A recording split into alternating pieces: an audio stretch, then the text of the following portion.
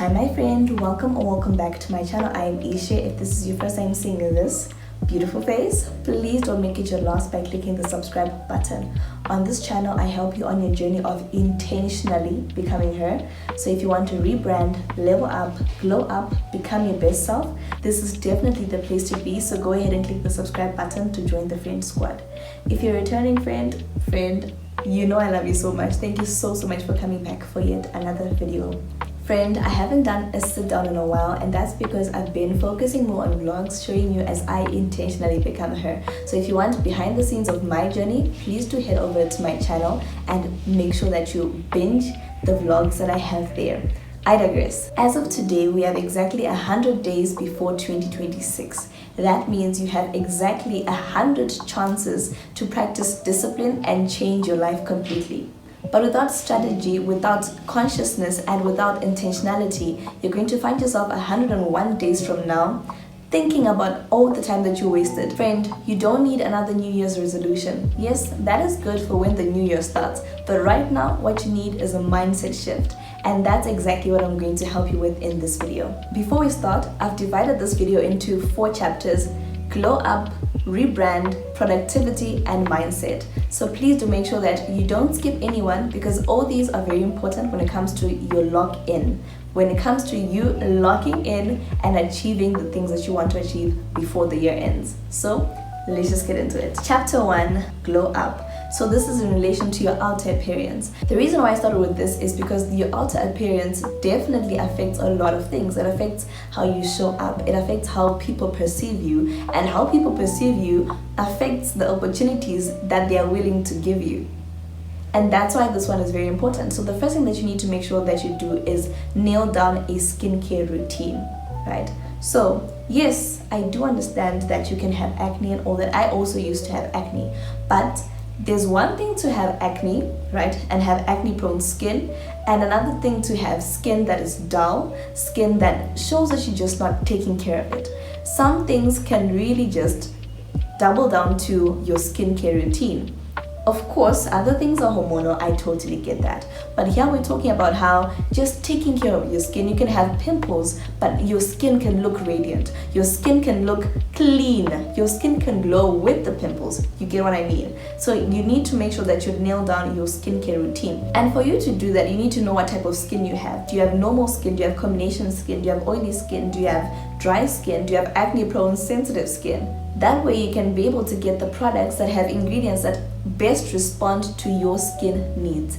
It's not a one size fit all. My skin is different from yours, so you need to make sure that you know what your skin requires. For example, I have acne prone skin, so anything that has salicylic acid, that has benzoyl peroxide, hit me up. I also love niacinamide and hyaluronic acid, and that's because I love it when my skin looks radiant, when my skin glows. So know your skin, my friend, and make sure that you nail down a skincare routine that best suits that. So you don't need a 10-step skincare routine. No, you don't. Okay? What you just need to do is to get a routine that has the right ingredients for you. And sometimes maybe for your skin type, you do need the 10-step skincare routine like I do. My skin is just like, oh, I need a lot. So make sure that you just know your skin. Know your skin type and do what it requires. Number 2, you need to do a wardrobe reset. So this isn't to say you need to go out of your way to buy a lot of new things. No, friend, that's not what you want to do. What you want to do is just make sure that you look at all the outfits that you have in your wardrobe. Try to see how many outfits you can pair together, like how many outfits you can come up with from the things that are in your wardrobe. That's the first step, okay? So look at what you have, arrange them and see, okay, I can wear this top with this skirt, and I can also wear that same top with those pants, and vice versa, right? Try to come up with as many outfits as you can and create an outfit reserve, right? That way, when you need to go somewhere, when you've got an occasion, you know exactly what you have in your wardrobe and how you can pair that together. You don't have to wait for when you have to dress up to know that that top goes well with that skirt. You already know it. And make sure that you really prioritize doing this. That way, you won't just show up to events looking anyhow. You look put together and ready to conquer. So on this note, you need to declutter. make sure that you declutter anything that doesn't make sense, anything that you can't piece together with something.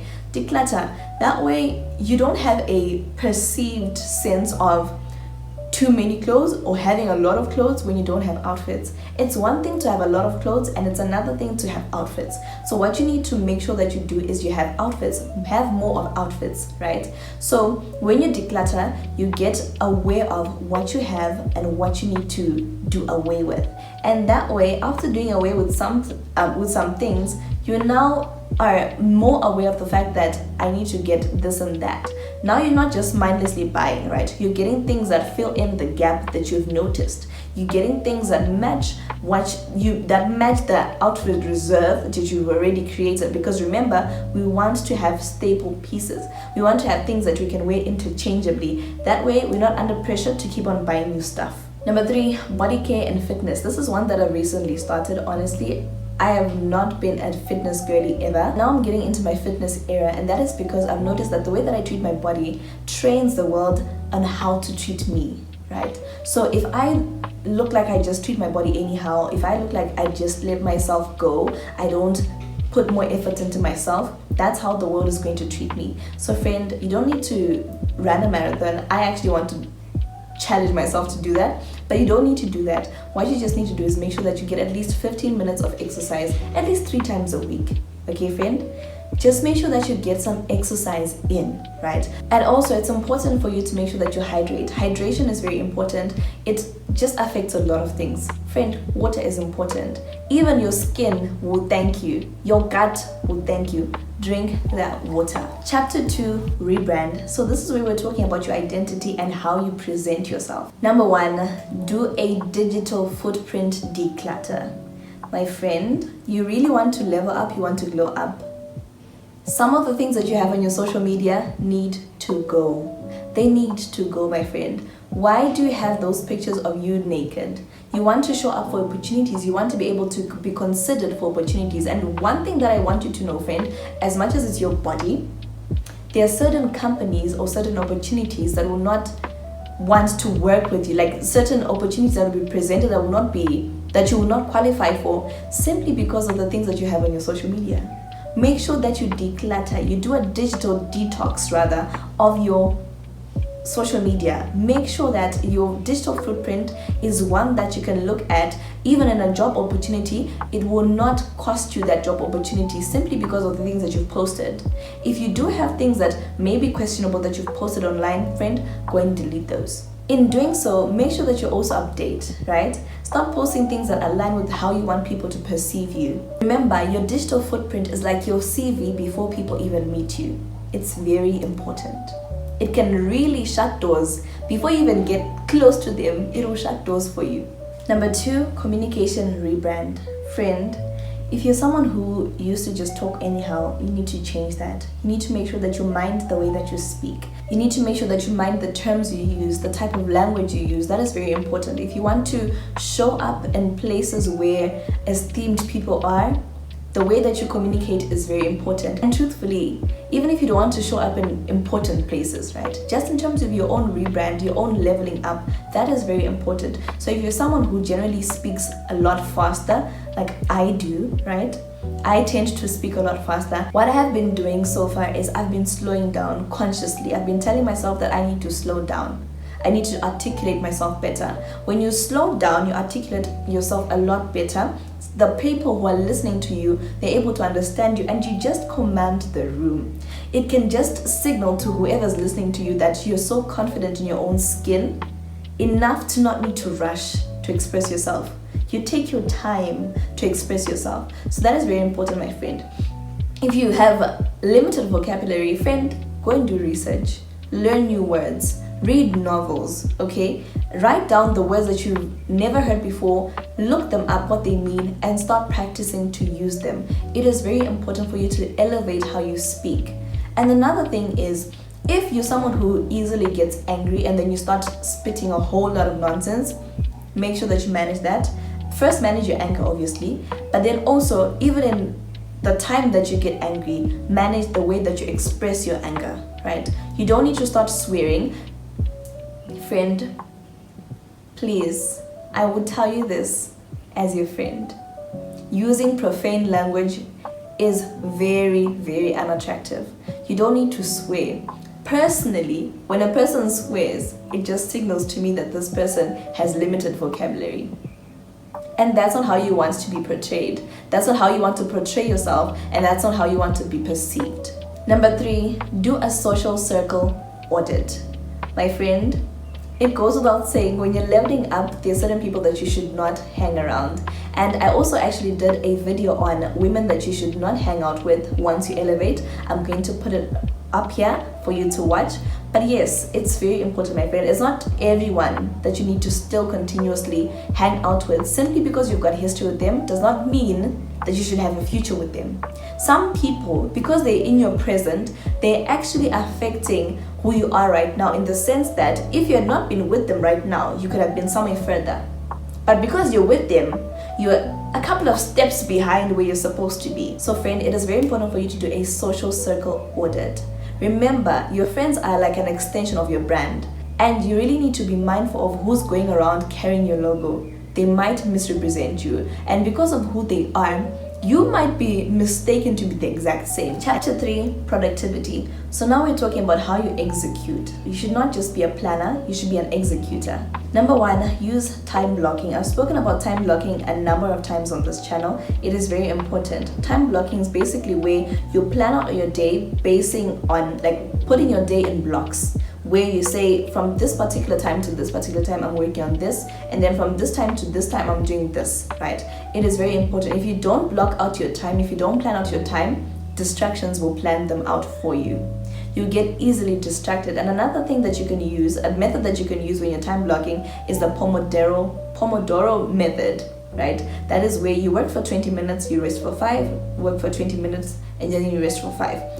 That is very effective. You can try that out. You don't have to use the exact same amount of minutes. You can just tailor that to what best suits you. Number 2, have a morning power hour.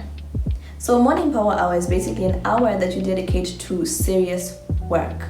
You can dedicate that to exercise, you can dedicate that to journaling, you can dedicate that to studying, whatever it is that helps you to achieve what you want to achieve, whatever the goal is that you want to achieve.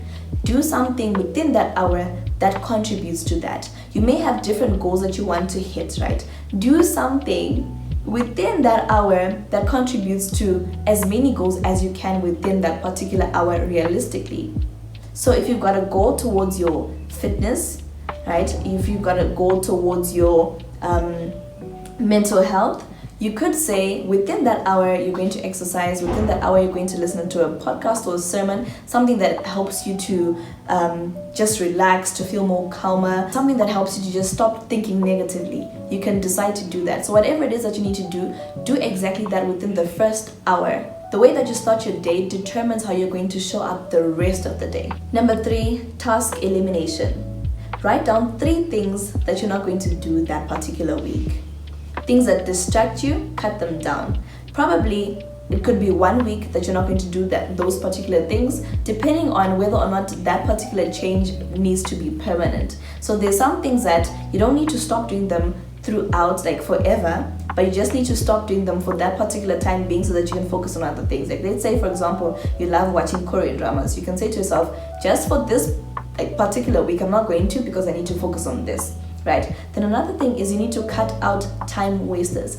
Anything that distracts you, cut it out, my friend. As well, you can delegate or automate. So where you can automate, make sure that you set up your systems like that some things happen without you needing to put effort into them, or if you can, delegate some tasks. Chapter 4, mindset. That is inner transformation. My friend, everything that we talked about will not bear fruit if you haven't changed your mind. Your mind needs to change. Number 1, identity shift. Stop saying things such as I'm trying to do this. Rather say I am doing this. This is who I am. Embody and accept that you are the person that you want to become now. That way you're able to function as her, right? Your mind is even conditioned to understand that this is who I am. When you identify yourself as that particular thing, it is much easier for you to act as that particular thing. So if you want to be someone who's productive, identify yourself as someone who's productive, and that way it'll be easier for you to be a productive person. It will be easier for you to do things that are productive because you already acknowledge within your mind, you've already accepted it, that you're a productive person. Number 2, resilience training. Understand that you may make a mistake here and there. You may fall a little bit short here and there. Give yourself grace. But what you need to be able to do is to understand that progress is better than perfection. For you to actually achieve perfection, you need to have mastered progress. So focus on the progress. Lastly, my friend, you need to make sure that you renew your mind. The word of God says, do not conform to the patterns of this world, but be ye transformed by the renewal of your mind. How do you renew your mind? You renew your mind by listening to information that contradicts the information that you currently have, right? So for you to start thinking differently from the way that you currently think, you need to have information that channels your mind to think in a certain direction, in a direction that is different from the way that you are thinking currently, right? So you need to make sure that you expose yourself to informative things that build up your faith, number 1. Number 2, informative things that also help you to be more confident, that affirm who you are, things that build you up, things that are healthy to your mindset. Don't just listen to anything. What you listen to has the ability to corrupt you or to build you up. So you need to make sure that you choose the latter. So that is it, my friend. I hope you enjoyed this video. If you did, please do make sure that you comment down below. Let me know what you're going to be practicing. Please let me know if you're going to be also starting your 100-day challenge, your 100-day lock-in challenge. I'd really love to know this. And please make sure that if you start this, you keep on coming here, because we're going to be helping each other on this journey. It is very important for you to not only start the journey, but to complete it, and to complete it well. Also, if you enjoyed this video, please don't forget to give it a thumbs up. Share it with someone who may need it. Please do share. It really helps us to grow. Subscribe if you haven't done so already. Otherwise, I will see you in the next one. Bye, friends.